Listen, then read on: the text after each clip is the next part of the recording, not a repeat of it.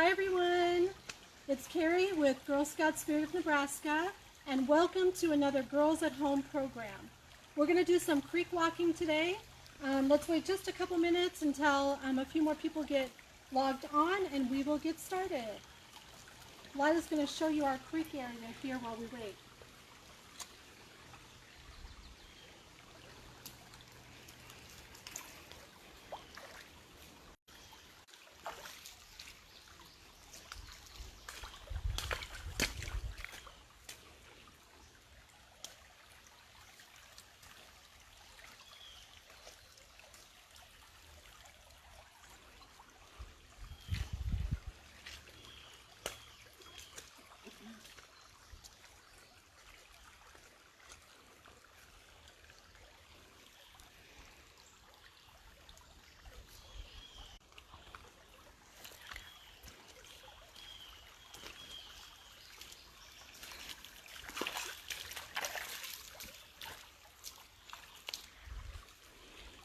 All right, let's get started. Like I said, my name is Carrie. I work for Girl Scout Spirit of Nebraska as a recruitment specialist. And I am in one of my very favorite places right now, and that is a creek by our house. A couple things when you are doing creek walking: safety, safety, safety. As you can see, I'm down here with my two daughters. They do not come down here alone. Well, I always am with them. We're always making sure that we're being safe. And if Lila can pan up here by the tall grasses, this is how we had to get down here. We had to climb down here. Sometimes creeks are hard to get to, but that's okay. You just need to be careful. We've got long pants on. We've got boots. Liana's got water shoes on. And so we make sure that we have the right attire to get down into the creek, and then also what are we going to wear inside the creek. I always bring an extra pair of shoes so I'm not walking home or getting in the car with wet shoes. So make sure you do that. Another thing, today it's super hot. It's probably, I don't know, 90 some degrees out. So always make sure you're bringing your water bottle right there. Make sure that's full. Bring a snack if you think you're going to be down here for a bit. We always bring insect repellent. And then sunscreen. I burn very easily, so I need to make sure I wear a sunscreen, or you can wear a hat too. The hat's going to help you also with ticks and other insects, mosquitoes, things like that. Your long pants and your hat and things like that are going to help with those things. Number one, another thing, how deep you're going to be in the creek. If you can see, I'm walking in the creek right now, and it's not even above my ankles. You can find all kinds of wonderful wildlife and treasures here just by walking this deep in the water. You don't need to go any deeper. And then you also want to look for a creek that there's some still parts here where it's a little deeper. I'll walk over there and show you. This is a little deeper here. Like I said, don't go above your ankles. So this is a little deeper, a little slower pool of water. And then where Liana is, you can see the riffles in the water. That produces oxygen for the insects and the fish and the frogs and things like that that are living in the creek. So you want to make sure you have slower, deeper parts of the creek and some riffles. And there's even some bigger riffles down the way there. And then you also want to make sure you have a creek that has some sunny spots. Look at the butterflies. Some sunny spots, and then also some shade.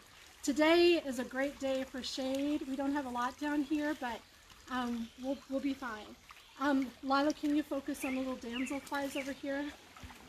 If you see, there's all kinds of insects and things flying around here. These green insects, those are damselflies. There's a purple one there. That looks like a, is that damselfly to you? Yep, damselfly. Damselflies have their wings pointed back. Dragonflies' wings will be stretched out like this. So those insects aren't born like that. They aren't born to fly. They're actually aquatic first, so they live in the water. And that's what we're looking for today. We're looking for benthic aquatic macroinvertebrates. So benthic means bottom dwelling. Aquatic means water. Macroinvertebrates, you can see them with the naked eye, and they do not have a backbone. So that's what we look for when we are creek walking. It's important to look for those insects. It tells you what is living, first of all, in your creek. It also tells you water quality. You can determine water quality by looking at the insects that you find. Some insects are going to need cleaner water. Other insects can live anywhere. Like if anyone has seen a leech or a mosquito, those insects can live in very poor quality water. Where dragonflies, damselfly larvae, caddisfly larvae, those things need better quality water. So if you have some of those insects in it, it's telling you that your water is in good shape, right? But it's also important to do some chemical analysis too. Sometimes you can't always see if there's a problem in your waterway. That's another program. But if you ever want to dive into chemical water quality testing, that is available lots of places too. So let's look and see what kind of supplies we have here. So when we are looking for aquatic macroinvertebrates, I have this little inflatable, it's called a serving bar. So you can put drinks and things like that in there and ice. We use it for catching water insects. You can find it at the dollar store, Amazon, very, very cheap. And it's white. The reason that it's white, because you want to be able to see the insects that you're catching in here. Other people can also use these little paint palettes. You can use little paint palettes. You can use a tub like this. Anything that's white that will show the insects moving around in there. So that's that. And then we always have some kind of little squeeze. What are these called? I don't know. Like, yeah, eyedropper. Turkey baster. This is the turkey baster. So we have this because we're going to squeeze it, suck up insects, suck up water, things like that. So those are important to have. We also can use little tweezers like this. Now tweezers, I don't always use this because they have pointy ends and the insects are really tiny. So we don't want to squish them. So I don't always use these tweezers, but sometimes I do. And we have some magnifying lenses like this one, very inexpensive. That's so that you can look closely at the insect. And in order to identify an aquatic insect or any insect really, you need to know, how many legs it has, how many tails, what its mouth part might look like. So you might need a magnifying lens, or we have one of these jeweler's lopes too that you can use. These are nice because then you can just put this right over the insect and take a look at it that way. So those are really nice too. Those are a little more expensive, but not too bad. You can find those on Amazon. So those are some of that supplies. Or you could actually buy an aquatic bug kit like this. So in here, look, there's a magnifying lens. There's a white spoon, maybe scoop up a macroinvertebrate, put it on there, easy to identify. There's a little net in here. We're not going to be doing any net capturing today. We are just going to be using a little bucket, and I'll show you another way that we get macroinvertebrates too. But you can also do a net. And then there's a little container. Say you find something interesting and you want to look at it more closely, you can put it in this little container. And there's even, let me pull this out. In this little kit, it's nice. So everything is right here. So even if you're like with a Girl Scout troop and you want to go out and look for macroinvertebrates, you can buy these little kits for your troop. And everything they need is right here. So it even has a little guide here. So there's Damselfly, dragonfly, mayfly, some of the insects that you would find. That way there's something for you to look at when you are observing your bugs that you catch. So that's a very nice little kit that you can purchase on Amazon. And this one is actually from the National Wildlife Federation. You can probably look that up, okay? Aquatic Bug Kit. All right, now I want to show you some of the things I have here. Some other things that you could find. Isaac Walton League of America, they do a lot of stream monitoring. So they have a lot of supplies. And later today, after I'm done doing the Facebook Live, I'll put some resources in the comments for you. So if you are a nature nerd like me, you can actually get onto these websites and find these resources and do all kinds of research and get all kinds of information about these interesting insects. So right here is a really nice monitoring field guide.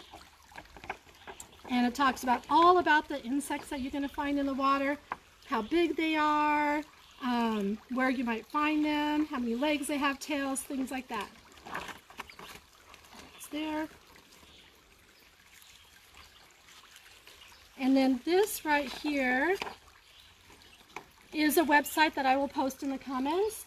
It's called www.macroinvertebrates.org. So they have a lot of great information right there too, if you want to dive into this more. Okay? So now let me show you how we go about finding our macroinvertebrates. You want to show them, Lila? Early on, I mean? Yeah. Okay. All right. So we're looking for insects in the deeper parts of the water and then also in these riffles. There's some gravel here. Oh, one thing to note that he didn't tell you. Nebraska creeks are muddy bottom creeks. So you could be walking in a creek thinking it's not very deep, and if you look down here, it's super muddy, right? And you will stick, you will sink. All kinds of things will happen in a muddy bottom creek, so you want to be extremely careful. Right here, there's a lot of gravel, so I'm going to stand here.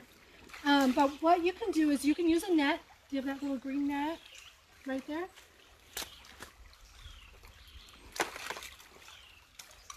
So you could use a little net. Let's find right here. Find a little grassy area here or some leaf litter, if there's any leaf litter, and kind of poke your net in there a few times, kind of loosen up the leaves and all of that in there. So I have some rocks and leaf litter here. I'll show Lila. And she's just going to focus on that, and we're going to see if anything moves. There's one right there. Oh, that tail. Oh, there's a tail right there. Did everybody see that move? Touch that again, Liana. It doesn't want to move now. Let's see if I can get it out. It doesn't look like anything. It looks like A leaf. It looks like a leaf, doesn't it? See that? Okay, I'm going to come over here to the water. Can you come down here, Lila? I'm going to put it in here. And let's see if we can see it move. Oh, there it is. There we go. So that is a benthic aquatic macroinvertebrate. It lives at the bottom of the creek, lives in water, of course, and it doesn't have a backbone. You can see it with your naked eye. And this, if I were to use my guide, I would say that is probably a mayfly. It's probably a mayfly. It has kind of a flatter head, and then it has 3 tails there. So that would take a little more investigating. You would need to use your magnifying lens, that sort of thing. Let me show you another way. So that's a good way to try to find some insects. See, it's coming up for air. Another way is we would take, this is interesting. Okay, we are off the Mopac Trail. Lila's scanning up here. Can you see the trail up there? That is actually an old railroad bridge. An old railroad line. So we find all kinds of things like this in this creek. There's all kinds of metal screws and things like that in here. But it's nice because you find all kinds of living creatures on here too. They like to attach themselves to it. So what we'll do is we'll pick this up, turn it over, and we'll see if anything moves.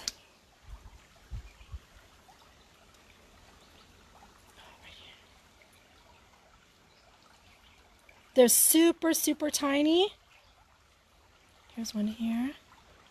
This here's a damselfly. I got one. Oh, Liana's got something. Finding aquatic macroinvertebrates, there you go, perfect, put it in there. Takes patience and time. And trust me, the more you're down in a creek, the longer you want to be here. Right, girls? Yeah. Yeah. He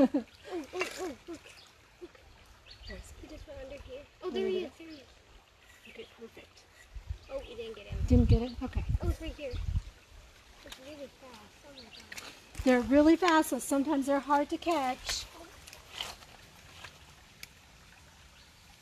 Got him. Put it in here. He does not want to go in there. There we go. Did I get him? Yeah, I think so. Let me give him a little water. That's one thing you want to do. You want to make sure that these little insects have water. Just like you would catch a butterfly, anything like that out in the prairie. They have special needs, where these aquatic macroinvertebrates have to have water. So you don't want to leave them out of water too long. And every precious living thing has special needs that you need to, if you're out there observing them, you need to make sure you're giving that to them. They all matter.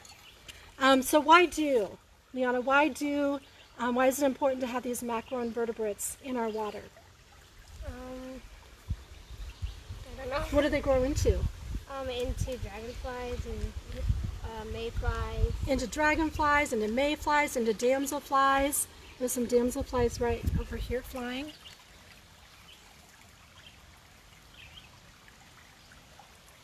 And then in the creek, what else do we have here? Remember when we walked down here and we heard like that? Oh yeah, it was frogs. Frogs. There's little frogs and tadpoles and things. So those animals need things to eat, right? So they might eat the macroinvertebrates. Also birds, turtles. They need these insects too for food supply. So they're very important. Plus, remember I told you that determines water quality based on the insects that you find in the water. So that's also very important. If you don't find, if all you find in your water is leeches and mosquitoes, do you think that water is going to be good quality or poor quality? Poor quality. Poor quality, right? You need a diverse amount of insects that need more oxygenated water, different levels of pH to have biodiversity in your creek, just like in your prairies too. All right, so we have some special things to show you that we've already caught. I'll put this in here. Now we put them in this white tub. Can you show them, Liana or Lila? I'm sorry. That things might be moving in here. The girls found a bone from some animal. We're not sure what. There's all kinds of. There's teeny tiny insects. Some of them are bigger. Spider. Yeah, I want to show you. And then once they're in there, then we've used our eyedropper to kind of suck them up and put them into this ice cube tray so it's easier for us to identify them. So if you look at this big guy right here, I don't know if you'll be able to tell, but this guy here has 3 tails there, and they look like paddles. So this actually is a damselfly. And then this one right here has a flatter head. That looks like a mayfly. Some have longer tails. So it's important to find a field guide so that you can learn how to identify these. Then we're going to go ahead and put them in here, and then you want to dump them in there. And then this here is something else that they found. My girls aren't super excited about this, but this is a fishing spider. Did you say it had a dragonfly in its mouth? I don't know if this is the same one, but there was another one. But there's a fishing spider that we found. There's another creepy spider. There's another spider right here that we found. We found tadpoles and frogs down here. So that's fun. Now, let's see, what else do I want to talk about? Oh, another thing that we look for down in the creek are fossils.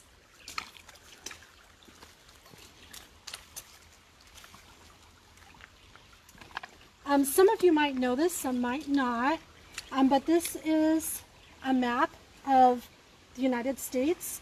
And can you see this blue right here, light blue color right there? Nebraska is right there in the middle. We, long time ago, used to be covered in water.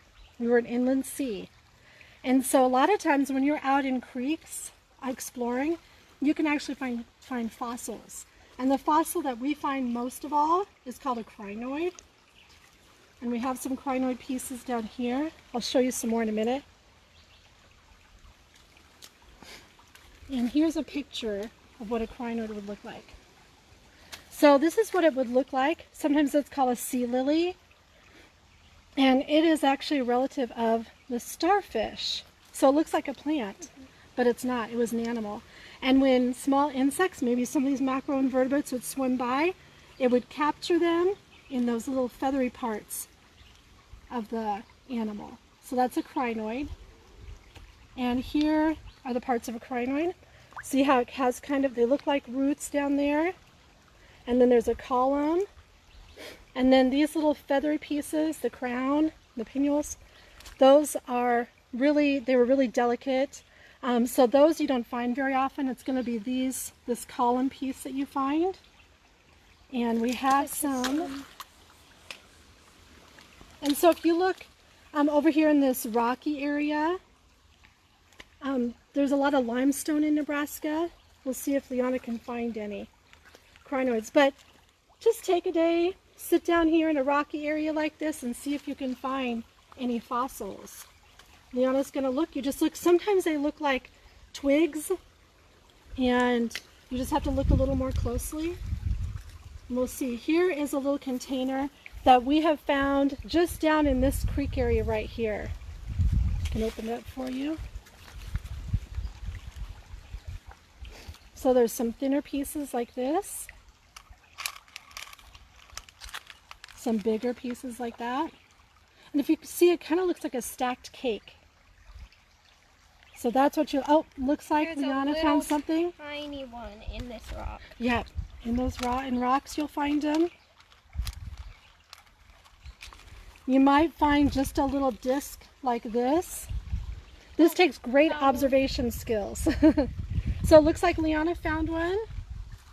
See, and they might be covered in mud. And once you find one, once you see what they look like, they're a lot easier to find. Liana can just look at a group of rocks here and she can point them out, right? Yeah. So some are longer, skinnier. But yeah, those are the crinoid fossils that we find. Perfect.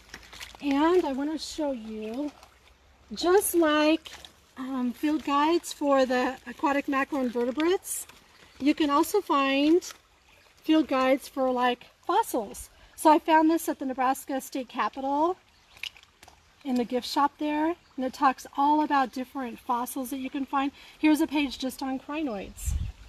So it talks all about crinoids and asks you questions about it. And you can even go to the State Capitol and look at these in the artwork on the floor there. So yeah, look around. What did you find there? Oh, let's look at this. What do you think that is? A bullet. It's a bullet. Yeah, it's a shell.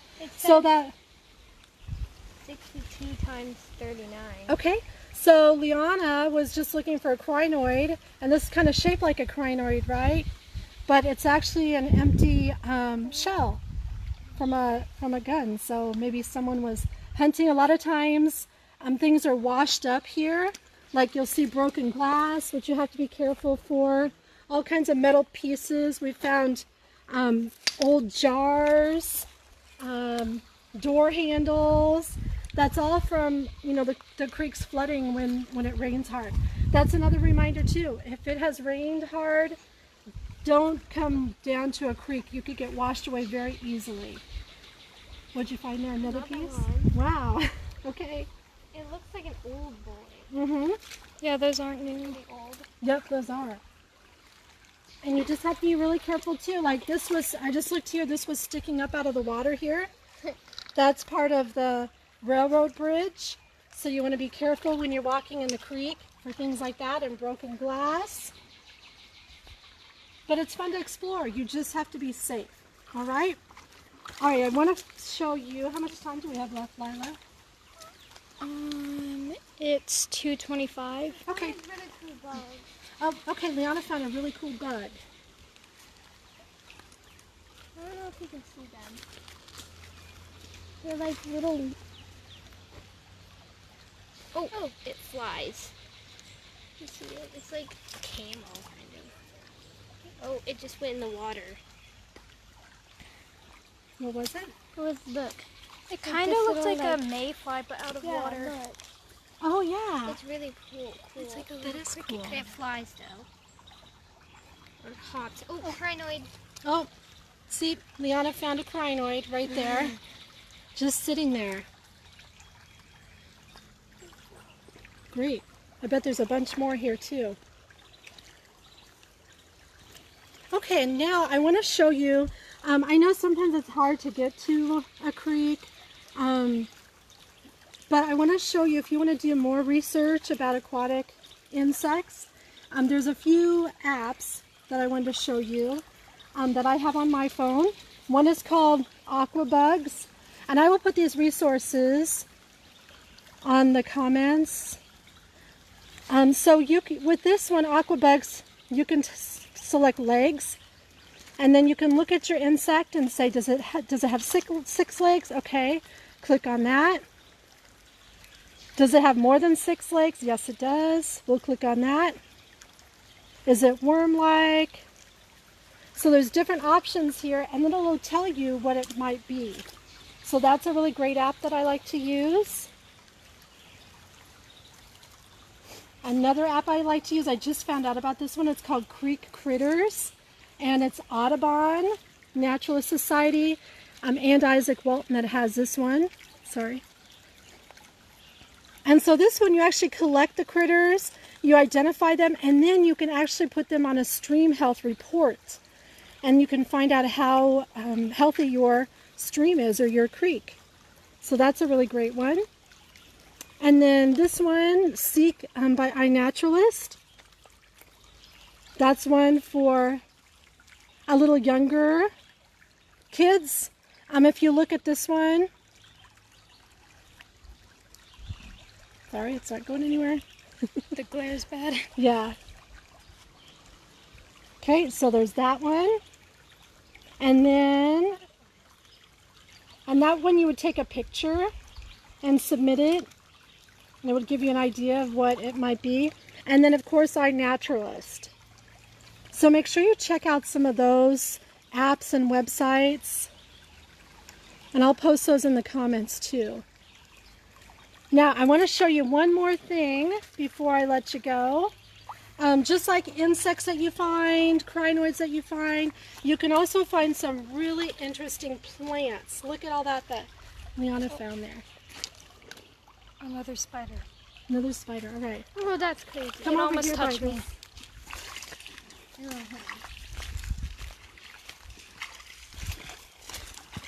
So as we were walking down here, we saw this beautiful plant right here.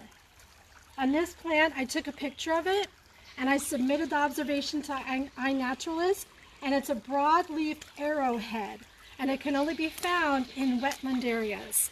So you're not going to find this in the prairie or anything like that. It's going to be right here around the water. Also right here in this mud, can you see this, Lila? There's some duckweed there. So all kinds of interesting plants, insects, fossils, all kinds of cool stuff that you can find down in by the creek. Just be safe. Make sure you're wearing jeans, bug spray, sunscreen. If you're going through any grassy areas, make sure you're watching out for poison ivy, those sort of things. And take your parent with you, or an adult, an older brother or sister, someone like that. Don't ever go alone. Make sure you're with somebody else. Make sure you have your cell phones that are charged. I do that for 2 reasons: in case there's an emergency, but also to take pictures of some of these really cool things that we find. So get down to a creek, do some exploring, and we will see you again soon. Thanks everybody. Have a great day. Bye.